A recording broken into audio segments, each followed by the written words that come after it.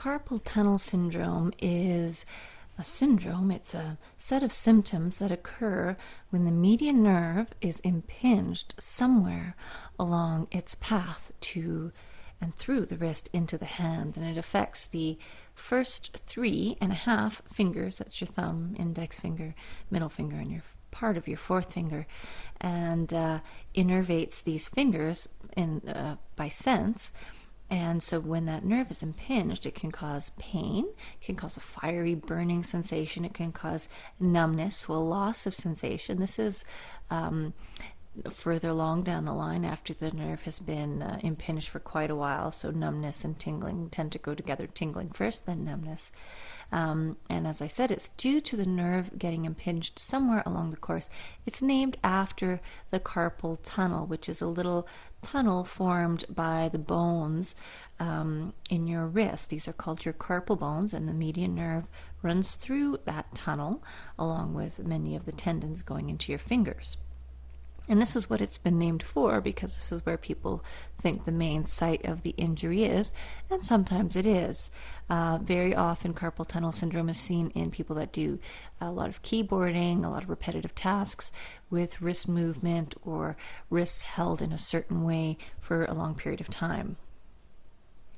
Now, there are various nerve impingement sites that can resemble or create carpal tunnel syndrome, or resemble this syndrome of having the nerve impinged in the wrist, or make it worse. So the median nerve runs from your cervical vertebrae in your neck, from C6, 7, and 8 comes after C7. It's not a vertebrae, but there's a nerve there, along with your upper thoracic nerve.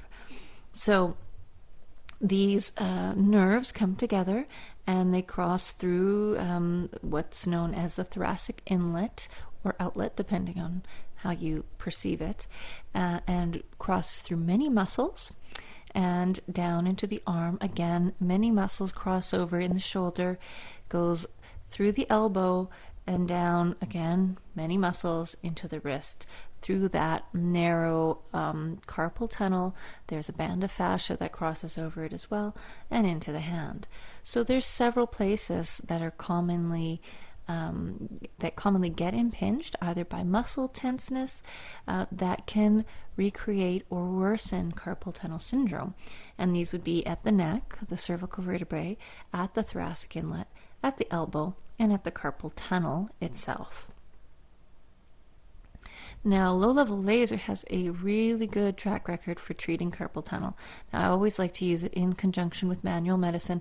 One, you want to make sure the carpal bones are aligned properly, because if they are not, you're effectively reducing the size of that tunnel. So if there is any swelling anywhere, the tunnel is quite small, but swelling from the tendons or misplaced bones will make that tunnel even smaller, and that's not going to help things out. The laser works because it treats nerves, it stimulates nerves, and it decreases the inflammation. So where there's inflammation, there's swelling. It helps decrease that swelling, giving the nerve more room. It also energizes the nerve. It provides a form of energy that the nerve can use to regenerate, so the nerve can heal a lot faster, and it speeds that up, and it also relaxes muscles. So if the carpal tunnel syndrome, if this sensory problem is due to muscles pinching the nerves, the laser also helps with that. You just have to find where in the body, where in that track or that pathway the nerve is getting impinged. So it really works well using laser and techniques to isolate problem areas along that pathway. Thanks for watching this short presentation on carpal tunnel syndrome. I am doing another presentation shortly on injuries.